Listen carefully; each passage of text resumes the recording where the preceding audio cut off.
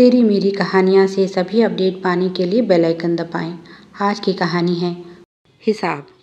सेठ धनीराम ने दुकान के लिए निकलते समय बहू को आवाज़ लगाई, बेटी आरती, कल मैंने तुम्हें जो पैसे संभाल कर रखने को दिए थे उन्हें लेकर आओ।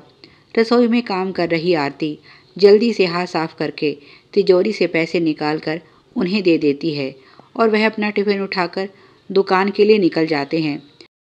कुछ देर बाद पति हिमांशु भी ऑफिस चले जाते हैं और आरती अपने घर के काम में व्यस्त हो जाती है। यहाँ सेठ जी दुकान पर पहुँचते हैं और दिया बाती करने के बाद उनकी दिनचर्या शुरू हो जाती है। कुछ देर बाद सुभाष जी आते हैं। सुभाष जी उनके यहाँ सामान की सप्लाई करते हैं। सेठ जी की किराने की दुकान है जिस पर 4 नौकर काम करते हैं। बेटे हिमांशु की दुकान में रुचि नहीं थी। वह इंजीनियर है और एक मल्टीनेशनल कंपनी में काम करता है। सेठ जी पहले अपने पिताजी के साथ मिलकर दुकान संभालते थे, अब अकेले ही यह काम करते हैं। उन्होंने सुभाष जी का अभिवादन किया। नमस्कार सुभाष भाई, आप समय के बहुत पाबंद हैं, यह लीजिए आपके पैसे। उन्होंने दुकान पर काम करने वाले छोटू को आवाज़ लगाई, जा जल्दी से जाकर 2 कप स्पेशल चाय लेकर आ। सुभाष जी ने भी उनका अभिवादन करते हुए कहा, आप भी तो अपनी ज़ुबान के पक्के हैं सेठ जी। आप जैसा व्यवहार कुशल व्यक्ति मैंने और कोई नहीं देखा। 1 तारीख को ही सारा हिसाब किताब कर देते हैं, नहीं तो कहीं कहीं तो मुझे कई चक्कर लगाने पड़ते हैं, तब जाकर पैसे मिलते हैं। फिर धनीराम बोले, अपने पैसे गिन लीजिए। सुभाष जी बोले, अब क्या गिनना, का हिसाब हमेशा सही होता है। और उन्होंने पर्ची निकाल कर दिखाई, कुल 40,000 देने थे। सेठ धनीराम बोले, फिर भी मेरी तसल्ली के लिए गिन लीजिए, मैं भी इंसान हूँ, भूल चूक होने की संभावना तो रहती ही है।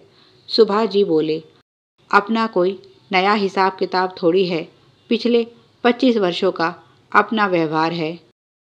आज तक तो कभी कोई चूक नहीं हुई आपसे, फिर भी आप कहते हैं तो गिन लेता हूँ। उन्होंने पैसे गिने तो उसमें 500 रुपये कम थे।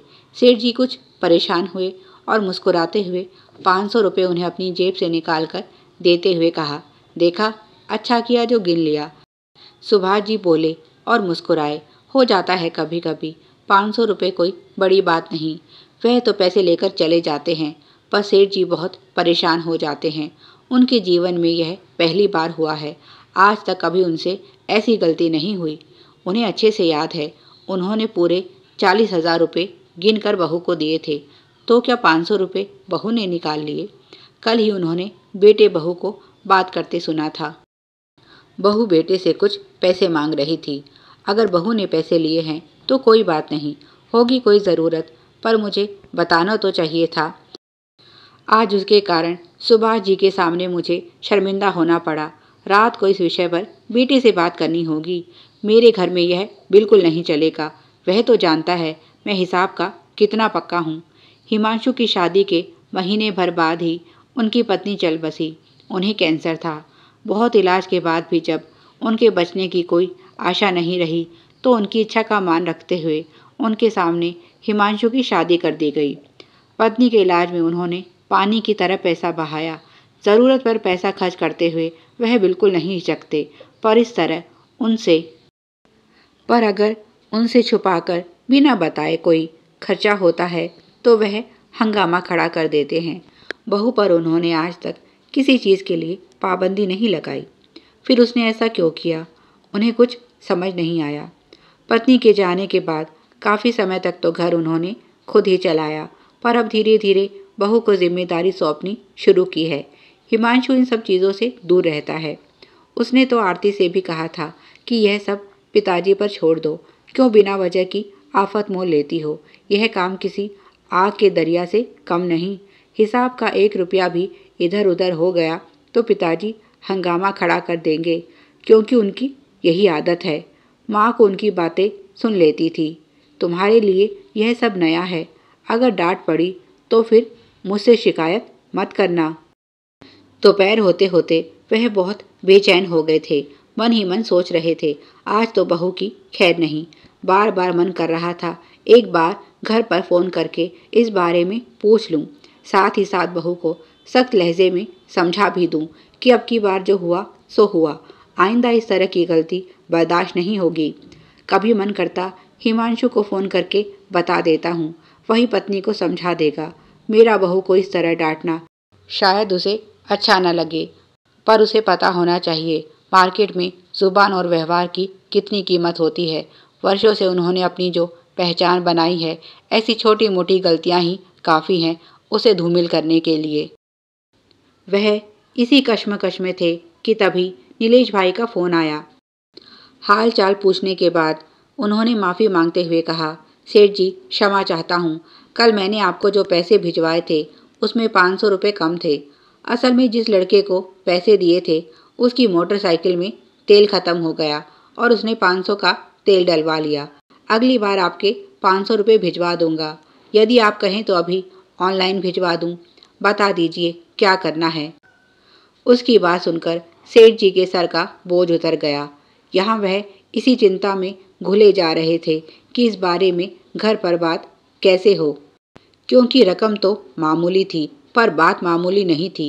इस बात से घर में हंगामा होना तय था, क्योंकि उन्हें यकीन था बहू इतनी आसानी से अपनी गलती नहीं मानेगी। उन्होंने हंसते हुए कहा, नीलेश भाई आपके 500 रुपये ने तो मेरा हिसाब ही गड़बड़ा दिया था। और उन्होंने सारी घटना कह सुनाई।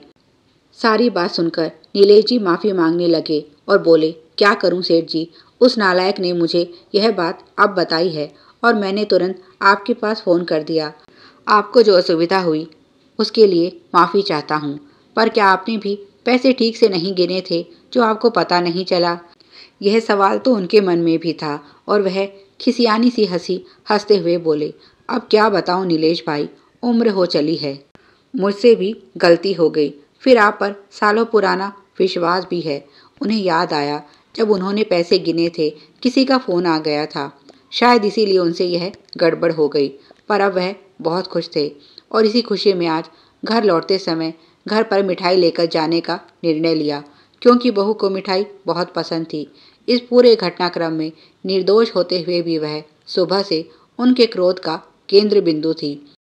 अच्छा हुआ उन्होंने जल्दबाजी नहीं की, नहीं तो अब किस मुंह से घर जाते। उन्होंने छोटू को आवाज़ लगाई, जाकर 2 किलो मिठाई ले आ। सुबह से तनाव ग्रसित उनके चेहरे पर मुस्कान तैर गई और उन्होंने सोच लिया आगे से वह किसी भी तरह के लेन देन में और अधिक सतर्क रहेंगे और बहू पर थोड़ा अधिक विश्वास करना होगा। प्यारे दर्शकों, आप सभी की सुविधा के लिए चैनल पर सैकड़ों कहानियाँ विभिन्न प्लेलिस्ट के रूप में उपलब्ध हैं। उन्हें भी पढ़ें और अपना प्यार दें। धन्यवाद। Please like, share and subscribe. Thanks for watching.